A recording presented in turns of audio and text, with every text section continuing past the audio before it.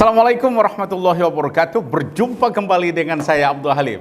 Sahabat sekalian, pada kesempatan ini kita akan coba kembali mendiskusikan, menganalisis terkait dengan kasus atau perkembangan terakhir dari kasus AS Panji Gumilang. Sahabat sekalian, sebelum itu jangan lupa untuk mensubscribe channel Abdul Halim official ini agar sahabat sekalian secara otomatis mendapatkan video-video terbaru kita yang dipublish melalui channel ini. Sahabat sekalian, kalau kita lihat persoalan-persoalan Panji Gumilang ini sekarang sudah memasuki babak baru. Apa yang kita sebut dengan babak baru adalah ketika penyidik dari Baris Krim Polri telah selesai memeriksa tersangka yaitu AS Panji Gumilang terkait dengan kasus penistaan agama. Nah, ini alhamdulillah berdasarkan laporan dari Bareskrim Direktur Tindak Pidana Umum telah menyampaikan bahwa berkas AS Panji Gumilang ini telah selesai dan sudah diserahkan kepada Kejaksaan Republik Indonesia. Sahabat sekalian, kalau kita lihat dalam perjalanannya, ini persoalan-persoalan ini sempat liar ya. Kalau kita lihat liar, kenapa? Dari pihak pengacara AS Panji Gumilang misalnya mengatakan bahwa ini adalah politisasi, ini kaitannya dengan pemilu. Kemudian statement berikutnya yang mengatakan adalah kriminalisasi. Semuanya itu sekarang sudah terjawab bahwa kasus AS Panji Gumilang bukan kriminalisasi. Karena apa? Karena yang disebut dengan kriminalisasi itu adalah tidak ada perkara, tetapi seseorang itu dianggap atau dituduh, diduga melakukan sesuatu yang dia sendiri tidak lakukan. Tetapi dalam konteks AS Panji Gumilang ini jelas adalah perkaranya adalah soal penistaan agama, yaitu hal-hal yang dianggap menyimpang dari ajaran Islam yang dianut oleh masyarakat Muslim Indonesia atau mayoritas jumhur ulama mengatakan apa yang dilakukan misalnya soal hal-hal yang berkaitan dengan perbuatan atau perkataan yang disampaikan oleh AS Panji Gumilang. Saya kasih contoh misalnya ketika AS Panji Gumilang mengatakan bahwa Al-Quran adalah kalam Rasulullah, maka ini adalah contoh bahwa ini adalah sebuah penyimpangan yang sebenarnya di kalangan para ulama, jumhur ulama dari dulu sampai sekarang itu adalah mengatakan kalamullah bukan kalam Rasulullah. Karena punya konsekuensi yang jelas, jika dikatakan kalam Rasulullah, maka itu nanti akan terjadi kebingungan dan sekaligus menganggap Al-Quran itu adalah perkataan Rasulullah, maka sama dengan posisinya adalah sebagai hadis. Nah, ketika kalamullah disebut sebagai kalam Rasul, maka membaca kalam Rasul tadi itu bukan sebuah ibadah, sebagaimana disebutkan sebagai pembeda terhadap kalamullah. Ini dalam hal pendapat mayoritas ulama. Nah, penyimpangan-penyimpangan ini adalah nyata. Begitu juga soal misalnya sab perempuan yang dicampur dengan laki-laki, laki-laki bercampur dengan perempuan, kemudian hadirnya seorang non-muslim di sab itu. Ini adalah bentuk penyimpangan. Nah, siapa yang berhak mengatakan penyimpangan itu? Maka di dalam ini adalah berpatokan kepada pendapat yang telah dituntun oleh Al-Quran dan hadis terkait bagaimana melakukan sebuah ibadah, bagaimana melakukan sebuah peribadatan ritual di dalam Islam. Nah, ketika dia berbeda dengan soal ibadah, soal akidah, maka disinilah disebut sebagai penyimpangan itu. Jadi kalau ada istilah kriminalisasi, ini jelas sudah terbantahkan bahwa AS Panji Gumilang bukan dikriminalisasi, tetapi dia sendiri yang melakukan perbuatan itu, menyebabkan dia harus bertanggung jawab dan mempertanggungjawabkannya di hadapan hukum. Ini yang saya pikir poin terkait dengan kriminalisasi. Begitu juga dalam kaitannya politisasi. Jelas ini sebenarnya tidak ada kaitannya politisasi. Kenapa? Tidak ada relevansi yang kuat, korelasi yang kuat antara kasus ini kaitannya dengan partai tertentu atau event pemilu atau dalam konteks ingin menghadapi pemilihan umum atau pemilihan presiden di 2024. Kita susah mencarinya. Kenapa?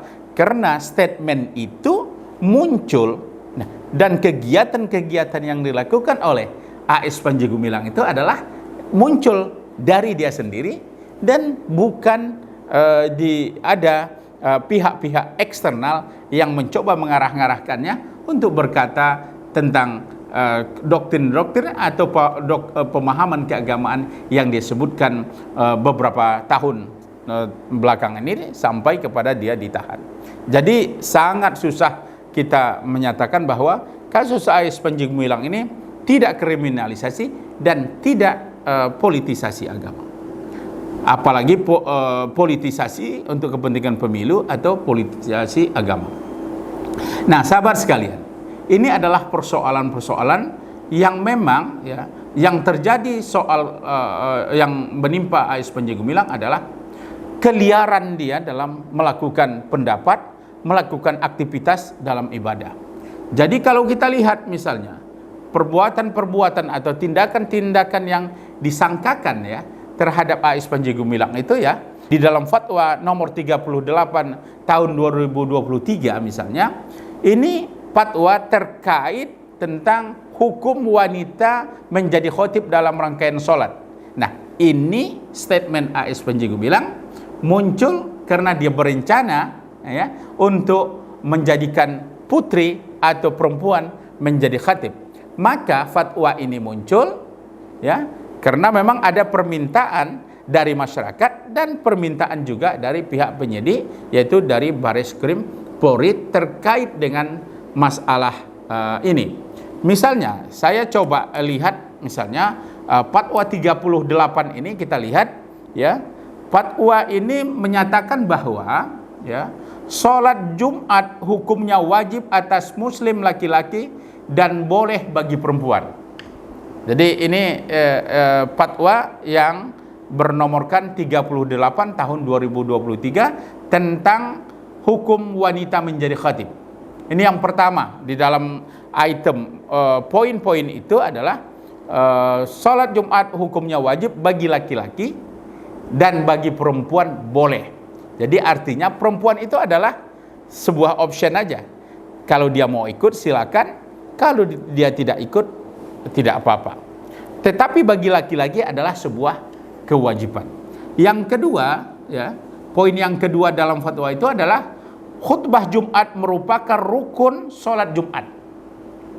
Jadi rukunnya itu adalah menjadi sah atau tidak sahnya sebuah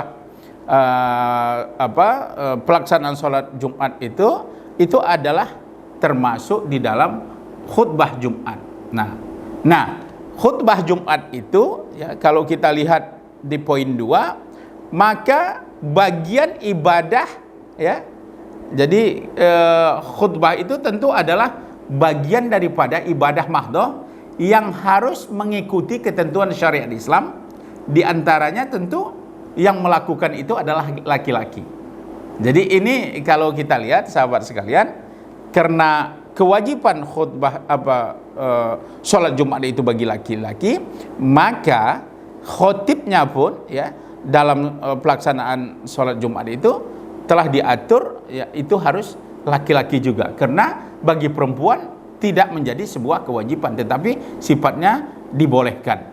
Nah, poin yang keempat kalau kita lihat ya di dalam fatwa 38 2023 ini, yaitu khutbah sebagaimana yang terdapat dari poin 2 tadi, yang poin 2 itu adalah rukun, khutbah Jumat itu adalah rukun yang dilakukan yang dilakukan wanita di hadapan jamaah laki-laki, hukum khutbahnya tidak sah.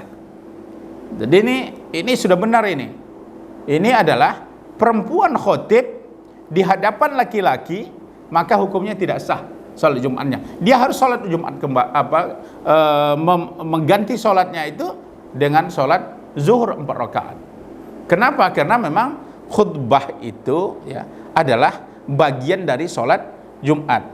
Nah, 2 rakaat sholatnya dan khutbah itu dinilai juga adalah 2 rakaat, sehingga totalnya sebenarnya sama dengan 4 rakaat. Nah, ketika wanita jadi khotib maka hukumnya tidak sah. Nah, poin yang kelima di dalam fatwa ini adalah sholat Jumat yang khotibnya dilakukan oleh wanita di hadapan jamaah laki-laki, hukum sholat Jumatnya tidak sah. Khutbahnya nggak sah, sholat Jumatnya nggak sah juga jika dilakukan adalah seorang wanita atau perempuan yang menjadi khotibnya. Nah, yang poin keenam yaitu meyakini bahwa wanita boleh menjadi khotib dalam rangkaian sholat Jumat di hadapan jamaah laki-laki merupakan keyakinan yang salah, yang wajib diluruskan, dan yang bersangkutan wajib bertaubat. Jadi dalam konteks ini nanti kalau kita lihat, saya menilai bahwa dalam perkara AS Panji Gumilang ini nanti akan berkaitan juga dengan soal khotib perempuan yang dia sampaikan dan dia ceramahkan di dalam forum-forum di Ma'had Az-Zaitun itu. Jadi di beberapa kita lihat misalnya apakah pertemuan dengan Kemenak Indramayu misalnya dia sebut akan saya lakukan, akan dan pasti akan dilakukan katanya. Dia dengan percayanya sekali AS Panji Gumilang itu akan melakukan itu. Maka pendapat seperti ini adalah sesuatu yang salah dan kewajiban kita adalah meluruskan. Jadi tidak ada dalil atau alasan yang kuat ya dari Al-Qur'an dan hadis ya, dan pendapat para ulama, jumhur ulama mengatakan tidak sah dan bahkan ini dianggap penyimpangan dan wajib diluruskan. Nah, ini tentu juga bahkan di dalam fatwa itu disebut yang bersangkutan itu wajib bertaubat. Jadi sahabat sekalian, fatwa 38 ini menurut keyakinan saya nanti akan masuk juga di dalam penuntutan yang dianggap ya dilakukan penyimpangan ya, penistaan terhadap agama oleh AS Panji Gumilang. Nanti disinilah nanti akan akan kita lihat bagaimana misalnya penuntut umum, jaksa penuntut umum meyakinkan hakim, dan begitu juga nanti pihak daripada AS Panji Gumilang bisa meyakinkan hakim ya, masing-masing nanti akan muncul ini.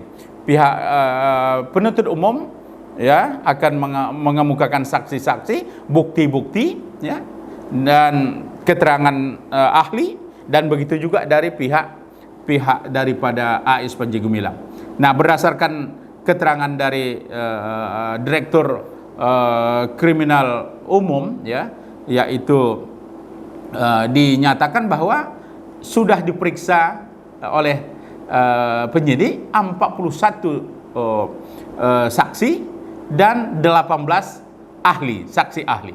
Nah, nanti silakan nanti bagaimana AS Panji Gumilang dengan tim penasihat hukumnya, pengacaranya bisa membuktikan bahwa apakah dia bisa lolos dengan satu item ini aja contohnya misalnya. Jadi kita mulai hari ini kita akan coba detailkan poin-poin yang kita melihat bagian daripada ya yang akan dipertanggungjawabkan oleh AS Panji Gumilang nanti di proses peradilan itu. Nah, oleh sebab itu maka ya saya meminta kepada pihak jaksa penuntut umum, hakim ya betul-betul profesional ya untuk menangani kasus-kasus AS Panji Gumilang ini sehingga ini cepat berakhir.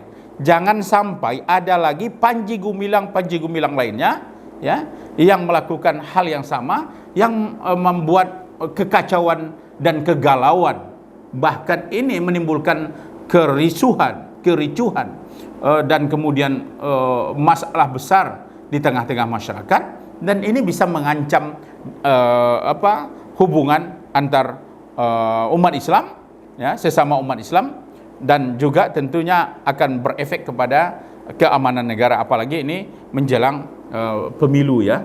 Jadi kita perlu kedamaian, perlu stabilitas keamanan di tengah-tengah masyarakat. Caranya adalah lakukan penindakan tegas terhadap orang-orang yang dengan sengaja, dengan gagah beraninya mengotak-atik ajaran agama Islam. Kita sebagai umat Islam harus pertahankan ya prinsip-prinsip akidah syariah, itu harus kita lakukan, dan harus dilawan orang-orang yang menyimpangkan, orang-orang yang menistakan agama Islam. Caranya adalah sesuai dengan koridor hukum. Jadi kita tidak boleh melakukan ya tindakan main hakim sendiri. Kita melakukan perbuatan-perbuatan yang melanggar prinsip-prinsip hukum. Jadi oleh sebab itu kita satu-satunya pilihan adalah sudah tepat apa yang dilakukan dalam konteks kasus AS Panji Gumilang, yaitu dibawa ke ranah hukum sehingga tidak ada pengadilan jalanan. Demikian saja. Assalamualaikum warahmatullahi wabarakatuh.